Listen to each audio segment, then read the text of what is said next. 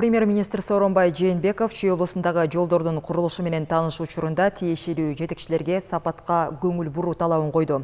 Борбор калаадан Кара-Балтага кеткен жолдун айланасындагы 3000дей дарак кыйылып, анын ордуна 4,5 миң дарактар кайра отургузулат. Өкмөт башчысы бардык ишти өз мөөнөтүндө бүтүрүүнү тапшырды. Калыгул Асанбаев кененирээк айтып берет.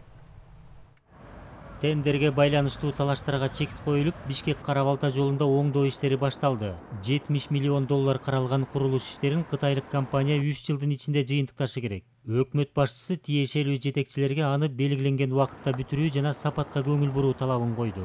Бизге эмне домат коюлуп атат? Мына көп жерде мына 17 жылдын башынан баштап эле бизге ушу коюлду, жолдун сапаты. Туурабы? Кээ бир жерлер жолдор 1 жылдан кийин бузулуп калган жерлер болуп атты. Эми азыр оңдоп атышат аны. Ал эми артта калды ал. Бирок ошондой кайталанбаш керек да. Кайталанбаш керек. Анан эми мына көбүнчө мына акимдер турашкар губернатор. Азыр эми мына жол башталганда элди да туура түшүнүш керек да. План графиктен калсак, эртең жол узарып кетсе, эртең эл наразы болот. Мына көп узарып кетти. Буну кандай график менен кетип атса, ошондой мезгилде ошол убагында бүтүш керек баары.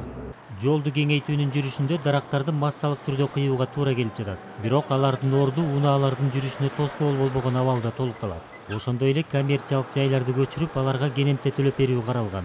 Жол менен кошо тиешелүү инфраструктуралар да жөнгө салынат. Бул проект боюнча 3000дей дарак кыйылат, алынат, ордуна 4,5 миң дарак жаңыдан эгилет. Жол биринчи техникалык категориядагы жол болот.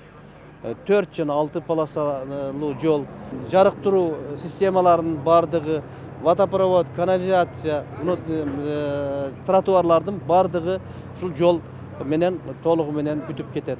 Бишкек Кара-Балта жолу 45 чакырым аралыкты түзөт. Курулуш иштерине байланыштуу жолдун бир бөлүгү жабылат. Премьер-министр Кайыңды кант заводуна алып бара турган жолду да көрдү. Ал оңдоого муктаж, начар абалда болгондуктан кызылчаны ташыган дыйкандар Кайыңды шаарынын ички жолдору менен жүрүүгө аргасыз. Өкмөт башчысы андагы курулушту 10 күндүн ичинде баштоону тапшырды. Калыгул Асанбаев, Элдияр Асанбаев, Коомдук 1